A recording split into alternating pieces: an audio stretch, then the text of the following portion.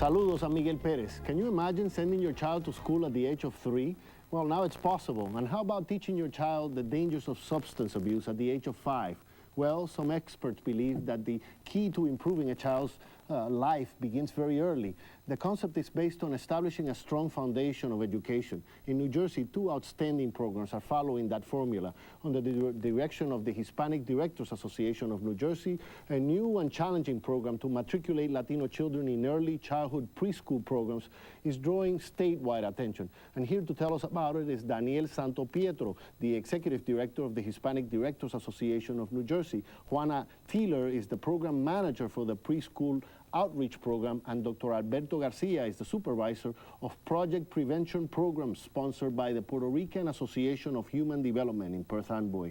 Welcome to the program. It's a pleasure having all of you here. Thank you, man. Thank you. You are taking, both of these programs are taking on a major challenge, drug prevention and early childhood education. Tell me why. Why take on such a challenge? Daniel? I think we particularly have learned in recent years the importance and the potential of what a child can learn at this early age. Throughout the country, we're seeing a great deal of attention.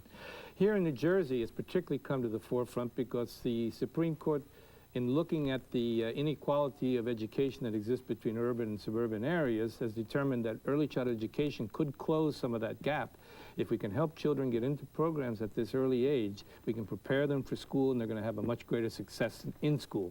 Mm-hmm. What about preventing, drug prevention at such an early age? Should you start with age 5? That's correct. We are always trying to improve and make changes because we believe that children are holding the future, for future generations, to put it that way, and to be redundant. But basically it's because we believe that kids deserve a better quality of life and an excellent quantity family happiness. For today's children, living is a challenge. And we believe that it's something like they're searching for the impossible dream. And we as professionals, as educators and as psychologists, also as parents, we are here to make happen this to become a reality. Mm. But what is it that tells you that at such an early age the child may catch this message about drugs that is going to have an impact on him later on? If we wait until 10 years old, that means that would be on 4th grade. It's going to be too late because this problem of drugs are going to be already manifest. We believe that we have to start a communication. We believe that we have to boyish ourselves in letting these kids the hazards and the reasons why it's important to them to understand why it's so dangerous, why it will damage their life for the future and for ages to come. But unfortunately also some children in some neighborhoods and in some schools are seeing drugs that early, right? Mm-hmm. Definitely. Right. It's happening and it's not going to stop. The fight that we are having against drugs, I cannot say that we are losing it, but we are right on the verge to make it happen. And I think early childhood education falls in the same theme because a lot of children have working parents, really both middle class and working class parents, and having this opportunity to be in a structured program where they're being given a good start in education is part of the process, I think, of preventing them from getting into problems like drugs. It's an informal gathering when a child attends a preschool program, and they get to learn how to be creative, how to be expressive. At the age of 3, they're learning so many different concepts. So when you start educating, children at the age of 3, by the time they're 5, they have a knowledge of some direction of what things are acceptable and what are not. But are kids really ready at the age of 3 to start learning in a formal setting like that? It's been proven that children tend to be much more responsive at the age of 3 to basic knowledge of letters, numbers, and colors. Mm-hmm. Let's not forget that kids, when they are in the womb of the mother, they are already perceiving. They are already receiving information. That is going to let us, let them, know what is happening. So they are like a little sponge. They get and they gather all the information and while they interact, and they make it possible. Well, we have a video that we want to watch. I think it's a dramatization of how parents are reacting to children getting an education at the age of 3. Let's watch this. Unos niños preciosos. Gracias. What a beautiful hair. How old are they? The youngest one is 1 year old, and she is 3. The oldest one is not in school yet? She's too young. She's too young to go to school. Not if he's 3 years old. In this town, all 3 and 4 years old kids can go to school for free. By law, they have the right to go to school for free. But probably the program is full by now. I wish that all children in this town were registered at this time. Is this mandatory? No, no, it's not. This is going to be good for you and your child. Go and register her. Just like that? If the program is full, register your child anyway. Thank you for the information. My pleasure. Wait, I have the telephone number right here in my bag. Those preschool programs are great for the children. Oh my God, but this is the program's poster. Yes, this is the one, the little girl with the book bag. The number is right here, 1866 Pro Kids. This preschool program is excellent. My sister couldn't find a suitable place for her daughter. The child was very shy, she didn't talk, and now she's a different person. Is this a normal reaction you get from parents, hesitant about whether they should or shouldn't get involved in this? I think some parents will say, well, you know, I'm home, why not stay home with my child? And I'll give them and provide them the education that they need. And also, Latino parents will be afraid that if they put their children in a program, that they're going to lose some sort of their ethnicity, you know, their background, maybe their language. But that is some of the things that we're working with the parents on. And I really think it's important to, because what we have seen is when parents are properly informed, they get the correct information, most of them do want to see their children in this program. And like the message the video gave, it's a right that they have, but they have to be advocates for their children. They have to go and tell the school districts, we want our child in this program. And then that's how these programs are going to be developed, because it's new. It's just starting out. So we're going to have to build facilities, find teachers. They're not forced to bring the child. No. They can keep the child at home. Exactly. This is just an opportunity for them to get the child enrolled in a curriculum early in life. But what about, doesn't it also help a lot of parents who work and need the child in a school early on? Absolutely, because child care is a major expense. But let me just say that one of our concerns is that Latinos in general have not been involved in early child education as much as even Afro-Americans and certainly whites. And the problem we're experiencing is if they go to school and they don't have the benefit of the 3- and 4-year-old preparation, they're going to be even further behind in starting out. Plus the language issue, it's a wonderful opportunity so that a child can learn both Spanish and English. I'm sure it's something that we have seen. Right. And you'll notice that most of our materials are in English and in Spanish. Very simple, very comprehensive. I think the key that Alberto touched on earlier with regards to educating children, it's really educating parents. You talk to the parent, you tell the parent what's important and necessary for their children to be successful, and you present them with the materials in order to do that, and they then take that as their initiative to be advocates for their children, not only in preschool, but throughout their formative years. How many children are taking advantage of this program already in New Jersey? Well, in the 30 Abbott districts, that's the one right now that's just in these districts that it's actually being created. It's going to be extended to other districts. But right now there's about 50,000 eligible children and about 25,000 are actually enrolled. We'd like to see that, shall we say, get much closer to And how many of these children are Latinos? I would say easily 40 to probably 45%, because we're talking about the big centers, Patterson, Jersey City, Newark. And so that's a big issue for us. We want to see, this is the next generation of Latino leaders, and we want to see them get this early start. Dr. Garcia, tell me about, you know, the alcohol, drugs, cigarettes were part of, you know, a pastime a few years ago, and now they're looked down upon. How do you make that transition with your kids? How do you tell them, look, you know, cigarettes are not all right. You're going to get cancer. You know, there are some things that are still legal, but they shouldn't be doing. And how do you relate that to drugs? Well, first of all, what we're trying to do when we start these sort of information and workshops to the kids, what we're trying to do is just to react to reality, to let them know that using alcohol, cigarette smoking, and other drugs, it's like a lethal combination. Damaging, damaging physically and emotionally. And we cannot go with short stories or fables. You know, we have to tell them the reality, what is happening, what is going to affect them. And also, they have to understand that they have their parents in the house and they need to communicate these inside anxieties that they might have in terms of, you know, what is really happening in the streets. I believe that we have established a very good communication with the parents and the kids, and they not just tolerate the fact that it's happening, but to react and look for alternatives in terms of making a better judgment what is going to happen, and not let the other kids or the other people on the street telling them. You know, that's the only way that we definitely make a change in terms of how hazardous this is to them. Well, we went to your center and we took some video and we listened to the kids, and this is what we saw. Children are our most precious resource, but every day drugs are taking a toll on their lives. For that reason, we have established Project Prevention. No cigarettes! No alcohol! No drugs! Project Prevention is a new innovative program that started about 5-6 months ago. And it's mainly geared to provide services to children between the ages of 5 and 13 years old.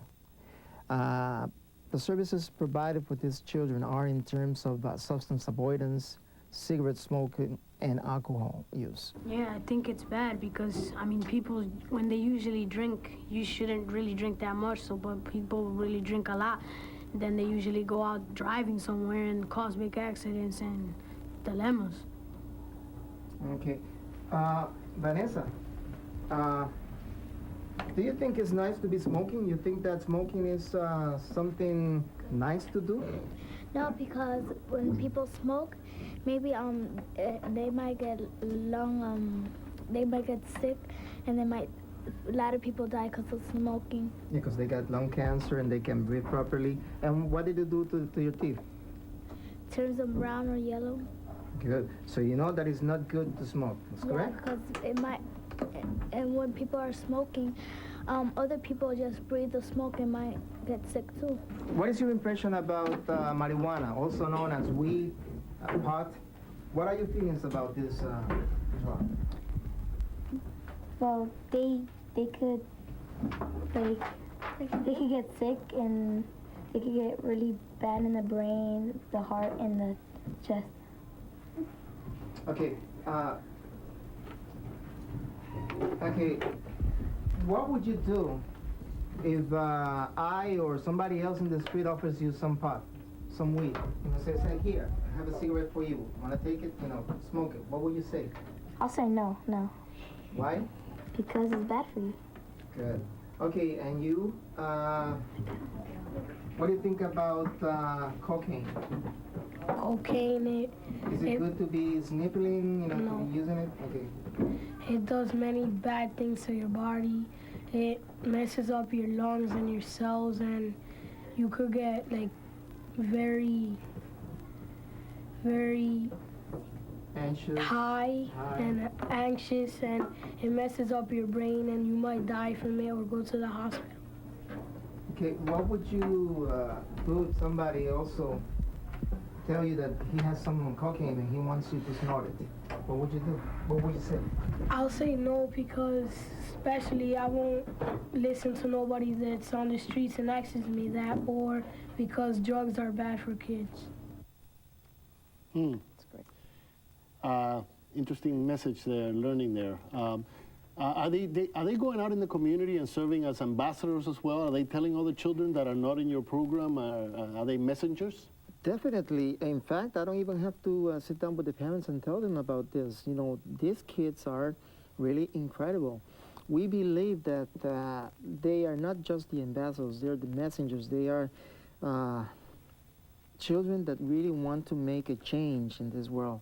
And they want the opportunity to tell the parents, hey, listen, trust me, Daddy, trust me, Mama, because I know what is happening. I'm not going to let none of that, you know, affect my body, affect my future. I want to be a sport guy. I want to be a professional. I want to be somebody that really inspire others to follow my traces. Mm-hmm. It seems like it's built their character Yes. in terms of being able Yes. to say no whenever the time comes that they have to say no. What I think is fascinating is, you know, like the Puerto Rican Association for Human Development has a preschool program, and one of our members that actually carries out this early childhood education. So they have the kids there, and then they're picking it right up and continuing to work with them. I think this is something that we need to see a lot of. So you are actually partnering on this effort?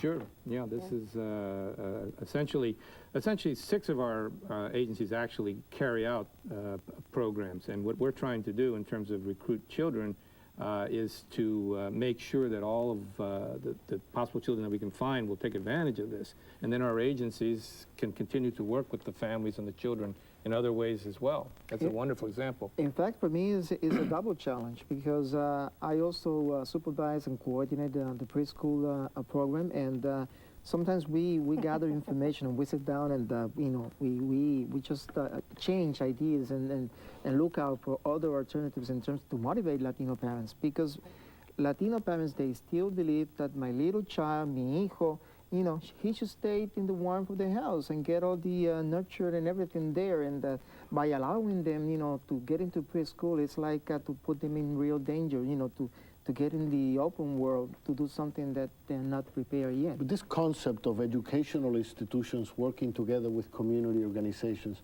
tell me about that, because I think that's a very important factor here, isn't it? I mean, the fact that the knowledge that you have as a community organization, you're actually bringing into the education of the child. And I think it's absolutely fundamental, because we're going through this major school reform right now, and I think the most important message of that school reform is that the schools and the community have to collaborate and work more closely together if we're going to really accomplish our goals. And that's what you do at your program. Exactly, and one of the major components of what we're doing is we're actually going out into the community, actually literally knocking on doors, going to the WIC offices where the majority of these parents go already for services. And we find that community-based organizations are one of the probably key essential places that most of our parents are at. Not most of the parents, the children's parents are not educated themselves, so therefore they may tend to stay away from education in general. So with the outreach campaign that we have, working with the agencies, we're able to collaborate very comfortably in those environments, and as the video shows, those are some of the issues that we're addressing. There's something else that I think that you should stress, Juana, and it's the fact that there are also a fact here, and it's that mostly of the parents, the Latino parents that we're trying to reach to get their children, you know, get the opportunity of preschool, are undocumented. And therefore they feel afraid that if they show up and provide this opportunity to the kids, they might be, you know, sent out. And I guess that would be. So how do you deal with that? What do you do to prevent that from happening, to assure the parents that there's nothing? Everything's confidential. First of all, we don't share any information with anybody else, and the districts provide same confidentiality for the parents when they go and enroll their child in a program anyway. If the child's born and raised, if the child's born in the United States, then that child has a right to an education, whether it's at 3, 4, 5. Let's correct that. Any child in this state has a right to full education. Since this is an expensive whether or not they were born in the country. Whether they're born here, whether their legal status, their income, none of that is important. What is important simply is that they're residents in these school districts, and they want to have their child educated. And that's the important point that we have to get across. But does it make a difference at what point you start reaching this child? In your opinion, if you reach them very early, is it going to impact 15 years later? Are they not going to be a dropout? You know, one of the problems we have in the Hispanic community is a major dropout rate. Is it, if you get them started earlier, is that going to pay off at the end? I would give you my example is I was one of those Latina moms who wanted to take care of my child. So I didn't put him in preschool. When he started in kindergarten, he was slower than the rest of the children, and they wanted to test him to find out why he was slow. And it had nothing to do with the knowledge of learning. It's just that he had never been given the opportunity to socialize with other children and to stay on the same level as the children that were being taught at that grade level. So in a sense, you get left behind. He was left behind. By the time you get to kindergarten, if that's your first day in school, and the other kids have been going to school for 2 or 3 years, you're in trouble. And the jeopardy of that, too, is that I knew a little bit better than probably someone else who might not know anything about education, and I was immediately cautioned by friends, you know, professionals in the education industry who said, careful not to let your child be tested at kindergarten level. I mean, there's no way you should test a child that, they haven't reached anything near their potential yet. But your point is very well taken, Miguel, is that, our concern is that we know our Latino children are not performing at the levels that they should be. Right. We're not saying it's anybody's fault per se, but clearly the schools have to be much more creative about the way they're dealing with some of these issues. And we, as community-based organizations, have to do the types of things that you're seeing right here, so that together we're going to accomplish this. The cultural aspects of these programs are very important. The parents have to be comfortable. The child has to be comfortable. That's why we insist on dual language approaches, so that the child doesn't get caught in this problem of languages. but how are you getting, one of the problems that we see on this program all the time is that there are an infinite number of programs out there that the Latino community doesn't take advantage of because they don't know anything about them. Right. How do you get the message out? What are you doing in order to, aside from being on Images, Imagenes today, how are you getting this message out? We have some posters that we're going to show too as well. You have a poster in English and a poster in Spanish, right? Correct. Yeah, we hired a media firm, Arcos Communication, and they have done an excellent job about getting, first of all, the collateral We're materials. watching the poster now. Yeah, collateral materials in English and Spanish, comprehensive, simple, basic information. We have produced a television public service announcement that actually will air before or after your show. And we also are getting ready to try to put something on radio. We have had television stations who have come out and actually done some news. We had a media event here in Trenton. The Secretary of State came out and read a proclamation that Governor Whitman had proclaimed January as Preschool Enrollment Month. So in those types of media, the media campaign that we produced, that's how we're getting out there. In addition to that, we have outreach workers in community-based organizations that, as I mentioned earlier, are actually going out to those areas where the parents are, because they're not coming to us. And the calls to the information line, this 1-866-PRO-KIDS, essentially what Okay, we do. let's repeat that. Yeah, What is the number where people can reach? 1-866-PRO-KIDS. When they call there, we're going to refer them right to the local outreach people who will then call them and explain to them the program, bring them in, help them if they need help. So it doesn't matter where they are, anywhere throughout the state, they can call does this number? matter. It's toll-free. It's a free call. But the children that are eligible for this project that we're working on is in the Abbott districts, and there are 30 Abbott districts throughout the state of New Jersey. If they call the 1-866-PRO-KIDS, it's important that they tell us where they're calling from so we can make the relationship from the district so that we can refer them appropriately and they won't get lost in the shuffle. Dr. Garcia, tell me about your program. Where can people reach you? Basically, we're doing the same thing. We're using flyers, we're using radio programs, TV. We are having activities every now and then where we reach the family and we let them know about the benefits and the services that we are providing. And basically we have at this moment, in terms of the project prevention program, we have a hotline which the name is 1-800-835-8336. That hotline is to be function 24 hours now in the next upcoming month, and they can reach us over there, and that we can provide them, with the services and all the information that they might require. But specifically, this hotline was developed to have the kids call and get information for the questions that they may have, because sometimes they feel awkward in terms of asking their parents or even us. So sometimes they feel a little more comfortable by calling somebody and listen and get, the right quick answer. It's not a question of just educating the kids. It's also a question mostly about educating the parents, isn't it? Yeah. And involving the parents, certainly, because that's one thing we want to make clear is that even if they're sending their kids to early child education or we're doing these types of programs, we're not replacing the parent. We're simply reinforcing what the parents are, I'm sure, trying to do in most instances. And we want to work closely with them.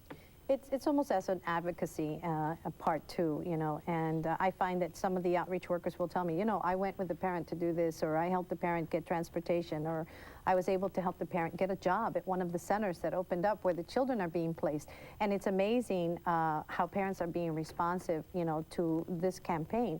And I think the most important thing is once the parents know that it's there, it's available, it's safe, then they're going to be even more successful themselves in their own careers and their own future, and therefore increase the income levels within their own family unit so that they can all be successful. It certainly will be interesting in a few years from now to go back and look at how those children who were in the preschool, are you going to follow up? Well, there is an evaluation going on. Actually, the state has set up an evaluation. They have a group of children that they're going to track over 5 years and try to determine, you know, exactly what happens to them versus kids that don't. Now, we'll be tracking them on Images Imagenes. We will be. Definitely. And definitely, it's a regulation from our funding sources. We have to follow up. We have to keep, you know, coming and going to see if definitely changes are being made and if results are being taken care. You know, that's really very important. Well, I thank you for being on the program. We're out of time. I think we provided a community service here for a lot of our kids, which again is our future. So thank you for being on the program. I appreciate it. And we'll see you next week on another edition of Images Imagenes. Hasta pronto.